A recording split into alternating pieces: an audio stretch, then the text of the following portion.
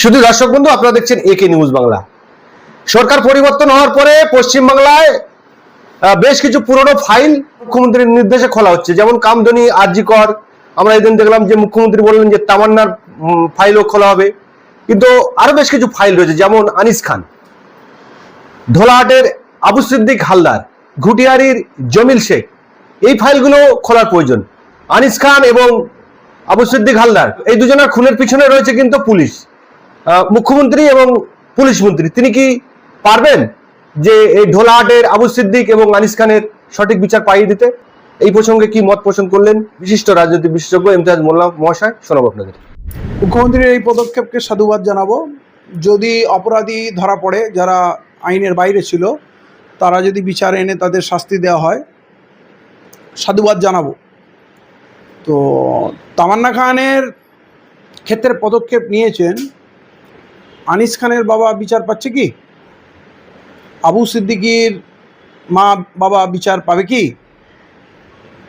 প্রশ্ন হলো, তামান্নাকে হত্যা করেছিল তৃণমূলের দুষ্কৃতীরা এবং তারপরে সবাই মুসলমান ছিল। তাহলে মুখ্যমন্ত্রীর পক্ষে তাদের আইনের আওতায় আনা খুব সহজ, তার কোনো অসুবিধা নেই।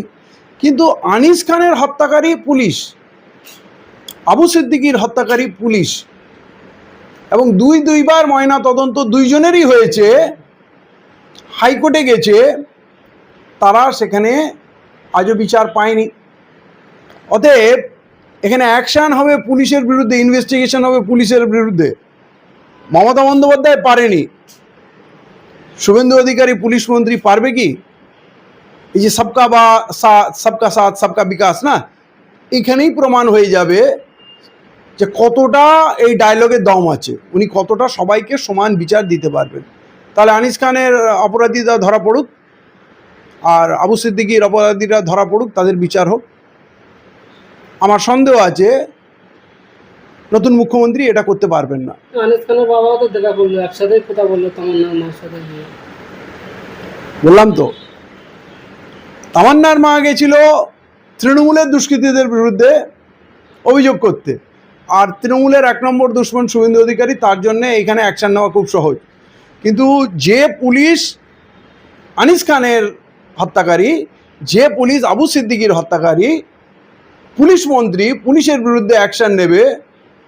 এবং এই দুটো ক্ষেত্রে কেসটা একটু স্পেশাল, ঠিক আছে? দুটো ক্ষেত্রেই কিন্তু তৃণমূলের রাজত্বেই হয়েছে, কিন্তু তা সত্ত্বেও অপরাধী যেহেতু পুলিশ, এই পুলিশকে তো আগামী দিনেও ব্যবহার করবে। পুলিশের বিরুদ্ধে যদি অ্যাকশান নিয়ে দেখাতে পারে, তাহলে আমি তো ফ্যান হয়ে যাব। সাধারণ মানুষ যদি কোনো অপরাধমূলক কাজ করে, তার শাস্তি দেয় পুলিশ, বা পুলিশ নিয়ে আইনের আওতায় শাস্তি দেওয়া হয়। তাহলে পুলিশ যদি অপরাধ করে, পুলিশ তো মানুষ, তারা অপরাধ করতেই পারে, আর পুলিশ অপরাধ করলে সেটা অপরাধ নয়? অবশ্যই অপরাধ, কিন্তু পুলিশকে শাস্তি দেওয়ার জন্য যে সততা দরকার, সেইটা শুভেন্দু অধিকারী পারবে কি? এটা প্রশ্ন চিহ্ন। যদি পারে, তাহলে তার প্রতি আমার পূর্ণ সমর্থন থাকবে, যেন সত্যি ন্যায় বিচার তিনি প্রতিষ্ঠা করলেন। আপনি বলছেন পুলিশের বিরুদ্ধে ব্যবস্থা নিতে পারবেন। আমাদের আরজি কর ফাইল খোলার সময় মুখ্যমন্ত্রী 3টে IPS কে তো সাসপেন্ড করলেন বা শোকজ করলেন, যা হবে তাদেরকে, তাদের বিরুদ্ধে তো ব্যবস্থা নিয়েছে। কি হয় শোকজ করলে, সাসপেন্ড করলে কি হয়? কিছুই হয় না, এগুলো আইবাস, লোক দেখানো। ওখানে তো তথ্য পাওয়া গেছে আরজি করে মুখ্যমন্ত্রীর, প্রাক্তন মুখ্যমন্ত্রীর ভাইপো নাকি ওখানে ইনভলভ, তার শরীরে রক্তের ছাপ ছিল, এবং সেই প্রমাণ লোপাট করতে গিয়ে বাথরুমটাকে ভেঙে উড়িয়ে দেওয়া হয়েছে। আর যদি আনিস খানের হত্যাকারীকে খুঁজতে হয়, তাহলে তো মুখ্যমন্ত্রীকেও টানতে হবে, প্রাক্তন মুখ্যমন্ত্রীকেও টানতে হবে। ওই পুলিশকে উনি কেন আড়াল করেছিলেন? কারণ ওই ছেলেটি আন্দোলনকর্মী ছিল এবং ছাত্র নেতা ছিল, এই তৃণমূল রিজিমের বিরুদ্ধে আন্দোলন করেছিল, তাই তাকে হত্যা করা হয়েছে। কার কার মাথায় আসবে? শুভেন্দু অধিকারী করে দেখাক। আমি তো বলছি এই দুটো কেসে শুভেন্দু অধিকারী পারবে না, আর যদি পারে তোকে স্যালুট করবো, দাঁড়িয়ে স্যালুট করবো শুভেন্দু অধিকারী। একটা গুরুত্বপূর্ণ ভূমিকা পালন করছে CPM এর বিধায়ক মোস্তাফিজুর রানা। তিনি এই পরিবারদের নিয়ে, যারা CPM যারা করতো তাদের পরিবারদের নিয়ে বিধানসভায় সাক্ষাৎ করেছে। আবু সিদ্দিক, এদের এই দায়িত্বটা নিয়ে তাদের সাথে সাক্ষাৎ করাবে কারা? দেখেন, মুস্তাফিজুর রহমান যদি তামান্নার মাকে নিয়ে গেছে বা মীনাক্ষী দেবী যদি গেছেন, এটা ভালো কাজ।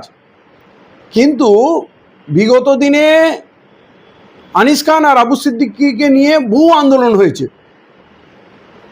এমন নয় যে কোনোদিন ওদের বিচার কেউ চায়নি, আদালত পর্যন্ত গেছে, কেউ বিচার দেয়নি।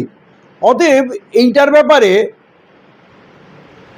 বর্তমান মুখ্যমন্ত্রী জানেন, অলরেডি আনিস খানের বাবা চলে গেছে, আবু সিদ্দিকীর বাবা এখনো যায়নি, হয়তো কাল যাবে।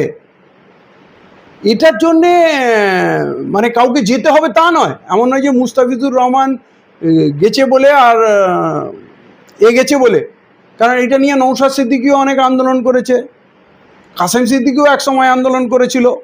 ঠিক আছে, যাওয়ার লোক অনেক আছে, অনেকেই চলে যাবে, যাওয়ার লোকের অভাব নেই, চলে যাবে, ঠিক আছে না।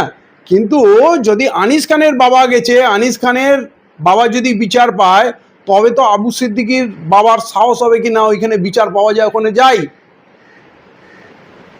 অনেক, আপনার প্রিয়াঙ্কা হাসদা বিচার পায়নি, আপনার রামপুরহাটের কিসকু, বাহা কিসকু বিচার পায়নি।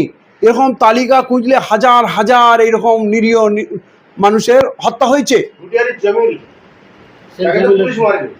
তাহলে ওখানকার RSS এর ছেলেরা ওরা পিটিয়ে ওকে কারেন্টের শক দিয়ে মারলো। আপনার বকটুয়ের ঘটনায় 10 জনকে কুপিয়ে আগুনের মধ্যে পুড়িয়ে মারা হলো। এইগুলো তো খুব প্রাচীন ঘটনা নয় যে ইতিহাসের পাতায় ধুলোয় জমে গেছে। আরে মুখ্যমন্ত্রী তো বলবে আমার কাছে যত ফাইল পেন্ডিং আছে সব আমার টেবিলে আনো। আন্দোলন কেন করতে হবে? আর আন্দোলন করে তো আমরা বিচার পাইনি। শাসক যদি নিরপেক্ষ হয় তাহলে সে বিচার দিতেই পারে, তার কাছে পুরো মেকানিজম আছে। উনি খালি একটা অর্ডার করে দেবেন, যত মার্ডারের পেন্ডিং কেস আছে সব আমাকে দাও। এমন যেমন উনি পুলিশকে লাগিয়ে দিয়েছেন ফুটপাত খালি করতে। পুলিশের তো এখন কাজই হচ্ছে ফুটপাত খালি করা আর স্টেশন খালি করা, তাই তো? যদি মুখ্যমন্ত্রী অর্ডার দিয়ে দেন যত ক্রিমিনাল আছে খালি করো, এ রাজ্যে কোনো ক্রিমিনালকে থাকতে দেবো না, তো ক্রিমিনাল খালি হয়ে যাবে, তারা দেখবেন সব জান নিয়ে পালাচ্ছে। উনি যদি বলেন যত অপরাধী মার্ডারার লুকিয়ে আছে বিচারের বাইরে আছে সবকে ভিতরে ঢুকাও, আপনি দেখবেন পুলিশ মানে দিন রাত এক করে দেবে। পুলিশের এই ক্ষমতা আছে, আপনি আকাশ পাতাল যেখানেই লুকে থাকবে। কিন্তু সরকারের ইচ্ছার উপরে নির্ভর করছে। কেন আবু সিদ্দিকীর বাবাকে গিয়ে আবার কাঁদতে হবে? আমি হিন্দু মুসলমান বলছি না, আমি গরিব বড় লোক বলছি, অপরাধীর শাস্তি চাই। তাহলে শুভেন্দু অধিকারী একটা অর্ডার দিক পুলিশকে, যে যত পেন্ডিং কেস আছে, যত খুনি মার্ডারার যারা আছে, খালি এই পঞ্চায়েতের তিরবল চুরি করেছে বলে আপনি ডিম মারবেন তা না। সমাজে অনেক অপরাধ আছে, অনেক খুন মার্ডার আছে, আপনি দেখবেন ক্রাইম শেষ হয়ে যাবে। সরকার যদি চায় না, কেউ কারোর দিকে একটা ইট পর্যন্ত ছুড়বে না। সরকার কি সেটা চায়? তাহলে নতুন মুখ্যমন্ত্রী শুভেন্দু অধিকারী সেটা প্রমাণ করে।